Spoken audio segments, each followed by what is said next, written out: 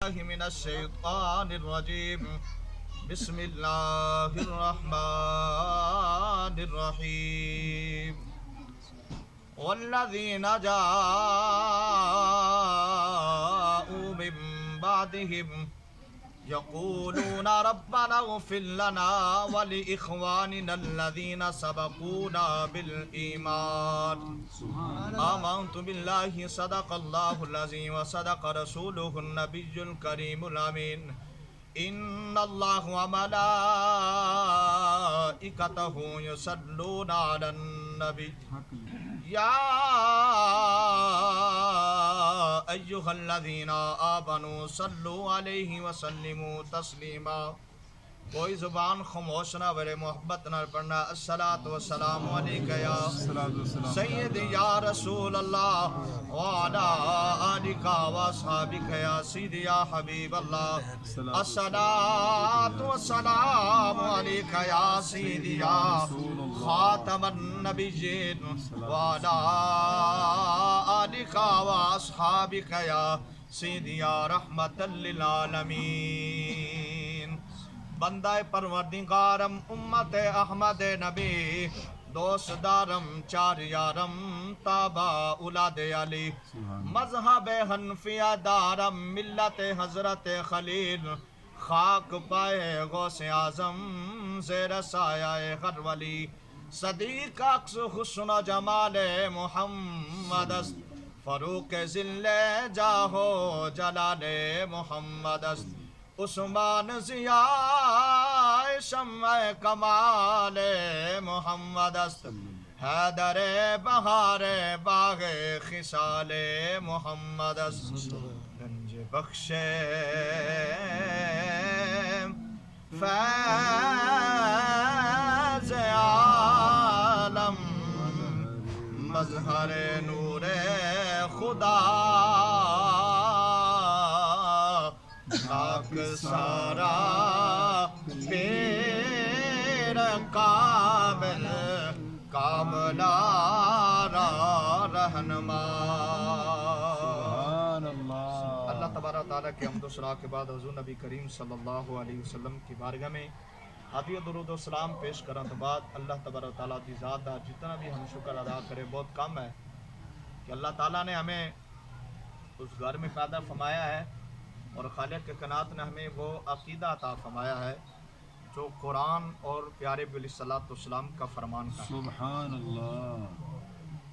آج جو آپ سب لوگ جمع بیٹھے ہیں یہ کوئی اپنے بزرگوں کے بتائے ہوئے طریقے پر نہیں بیٹھے یا کسی کے سمجھانے کار پر نہیں بیٹھے بلکہ آپ اللہ تبارک تعالیٰ کے قرآن پاک کی اس آیات پر عمل کرتے ہوئے یہاں بیٹھے ہیں جس میں اللہ تعالیٰ نے حکم فرمایا ہے.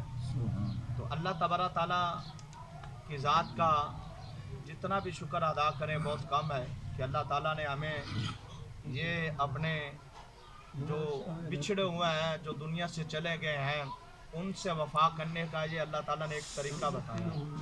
یہ ایک وفا ہے, یہ ایک محبت ہے, یہ ایک صلہ رحمی ہے جو آپ سب مل کے بیٹھے ہیں.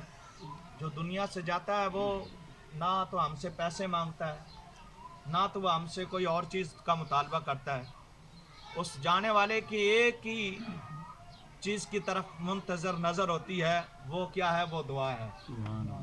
جس کا وہ انتظار کرتا ہے کہ یار مجھ سے محبت کرنے والے, میری محبت کا نعرہ لانے والے دنیا پر وہ میرے جانے کے بعد میرے لیے کیا کرتے ہیں یار. دنیا پر تو مجھے کہتے تھے کہ یار ٹینشن نہیں لانی, میں تیرا نال ہے بادشاہ, جتنے آواز دے گا میں حاضر ہوں, جن پیسے تو ضرورت ہوئے میں تیرے واسطے حاضر ہوں, میری جان بھی تیرے واسطے حاضر ہے, میری اولاد بھی تیرے واسطے حاضر ہے. سبحان اللہ. بندہ کہ جڑا دنیا تے میرے واسطے اتنے دعویٰ کردہ رہی ہے, میرے جان تو بعد وہ میرے واسطے کی کردہ ہے. اللہ تبارک تعالیٰ نے قرآن پاک دے اندر ارشاد فرمایا کہ والذین جاؤ من بعدہم, اے میرے بندیو, رب فرمایا جڑے میرے بندے نے, جڑے میرے بندے نے. اللہ تعالیٰ انہوں نے فرما رہا ہے جڑے رب دے بندے نہیں بندے نا, جڑا رب دے حکام نو نہیں مندے, اور رب دے کتے بندے نے؟ بندہ ہوئی ہے رب دا جڑا رب دے حکام نو مننے. رب فرماتا ہے والذین جاؤ من بعدہم, اے میرے بندیو جڑے تواڈے دوست, تواڈے عزیز و قارب, اور اس آیت دے اندر مہاجرین و معاصرین دا اللہ تعالیٰ نے ذکر فرمایا ہے. اللہ تعالیٰ فرمایا کہ یقولون ربنا اغفر لنا، کہ اے مہاجر انصار کے جانے کے بعد ان کے بعد آنے والوں، میں تمہیں کہہ رہا ہوں کہ اپنے ان بھائیوں کے لیے دعا کرو. دعا رب فرمایا کون سی دعا کرنی ہے؟ ربنا اغفر لنا. اور جو ہے نا نغفر لنا، یہ جمع کا صیغہ ہے.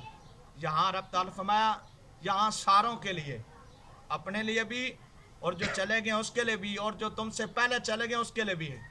اور جمع کا صیغہ وہاں بولا جاتا ہے جہاں سارے لوگ جمع ہوں. تو اللہ تعالیٰ فرمایا ہے کہ ربنا اغفر لنا، اپنے لیے بھی اور جو تم سے چلے گئے ان کے لیے بھی. اور آگے رب فرمایا ولی اخواننا الذین سبقونا بالایمان، اور ان کے لیے بھی دعا کرو جو تمہارے بھائی تم سے بچڑ چکے ہیں، جن کی آج یاد میں تم بیٹھے ہو، جن کی یاد تم سجا کے بیٹھے ہو. یہ تو ہے رب کا فرمان علی شان. اور جو قبر کے اندر انسان جاتا ہے تو وہ کس چیز کا انتظار کرتا ہے؟ سنیں حدیث پاک. پیارے بھی علیہ الصلوۃ والسلام حضور فرماتے ہیں جب انسان قبر کے اندر جاتا ہے نا، تو قبر میں جانے کے بعد اس بندے کی حالت کیا ہوتی ہے؟ مل میت فی القبر الغریق المتغوسی. غریق کیسے ہیں؟ غرق ہونے کو. رف کے محبوب صلی اللہ علیہ وسلم فرمایا کہ جب میت کو آپ قبر کے اندر دفن کرتے ہیں نا، تو وہ پانی کے اندر ڈوب رہا ہوتا ہے. کیا مطلب؟ کہ عذاب کے اندر مبتلا ہوتا ہے، اس کی قبر پر عذاب ہو رہا ہوتا ہے، اس کی قبر سختی میں آئی ہوتی ہے، تنگی میں آئی ہوتی ہے، اس کی قبر کو تنگ کر دیا جاتا ہے. تو پیارے نبی علیہ الصلوۃ والسلام نے فرمایا جب وہ قبر کے اندر دفن ہوتا ہے تو اس دفن ہونے کے بعد وہ جب قبر کے اندر اس کی روح ڈالی جاتی ہے اور اس کے سوال جواب ہوتے ہیں، اس کے جو اعمال ہوتے ہیں، اس کا جو حساب و کتاب ہوتا ہے، اس کو سزا بھی ملتی ہے، اور جو اچھے عمل ہوتے ہیں اس کی جزا بھی ملتی ہے. تو جب اس بندے سے سوال کیے جاتے ہیں اور اس کو جب سزا دی جاتی ہے تو وہ بندہ کیا کہتا ہے؟ دعوتن تلحقہ من ابن او اخن او صدیقن. ابن کہتے ہیں باپ کو، اخن کہتے ہیں بھائی کو، صدیق کہتے ہیں دوست کو. تو وہ قبر کے اندر جو بندہ گیا ہے وہ پکارتا ہے، دعوتن آواز دیتا ہے کو مجھ سے پیار کرنے والوں، او میرا باپ مجھ سے پیار کرنے والے، میرے بھائی مجھ سے پیار کرنے والے، میرے دوست مجھ سے چاہت کرنے والے، میں انتظار کر رہا ہوں تیری دعا کا، میرے لیے دعا کر. اور جب تو دعا کرے گا تو تیری دعا کے بدلے کے صدقے اللہ تبارک تعالیٰ مجھے وہ ثواب عطا فرمائے گا جو ثواب تیری نظر میں تھوڑا ہوگا لیکن میری نظر میں پہاڑوں کے برابر ہوگا. من دعاء اہل الارض و امثال الجبال. دنیا کے سارے پہاڑ ایک طرف، اور جو تم نے دعا کیا، جو نعت پڑھی ہے، مصطفیٰ کا فرمان پڑھا یا قرآن کی آیت پڑھی ہے، جو میرے لیے کھانے کا انتظام کیا، وہ ایک طرف. وَإِنَّ هَدِيَّةَ الْأَهْلَ الْأَمْوَاتِ وَإِسْتِغْفَارِ. اور جو تم نے استغفار کیا ہے تو قبر والا کہتا ہے مجھ سے پوچھ اس کی قدر و قیمت کیا ہے، مجھ سے پوچھ اس کی قدر کیا ہے، اس کا ثواب کتنا ہے.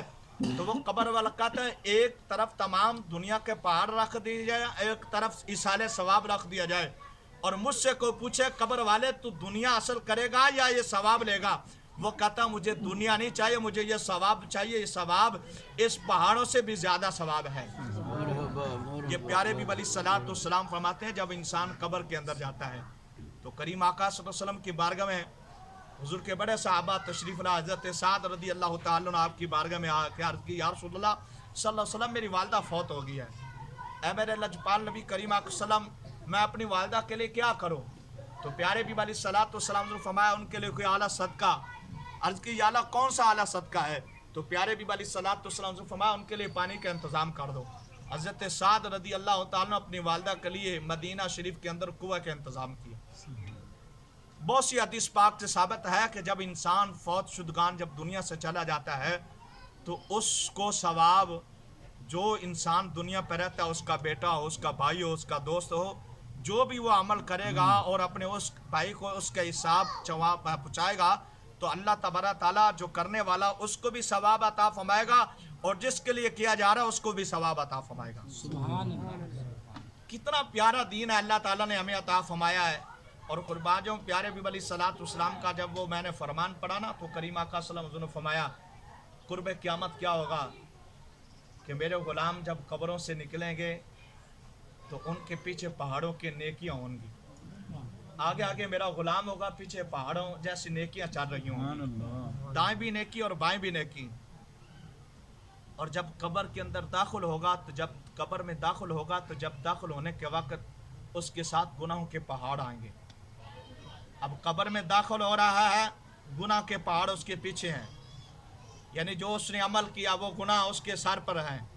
और जब कब्र से उठाया जाएगा तो गुनाह ख़त्म हो जाएंगे और पहाड़ नेकियों के होंगे। फरमाया ये कैसे होगा?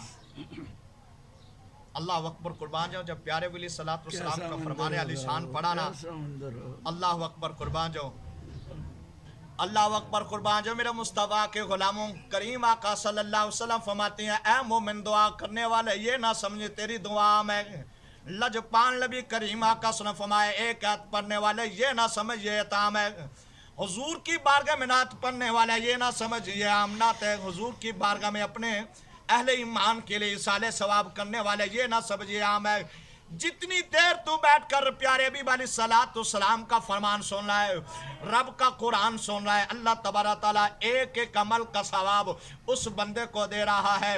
अल्लाह अकबर, कुर्बान जाओ। मेरे मुस्तफ़ा के गुलामों, रब करीम के महबूब वाली सलात व सलाम फरमाया, अल्लाह अज़्ज़ा व जल्ला ला यरफ़उ दरजात लिल अब्दि सालिहीन फिल जन्नह।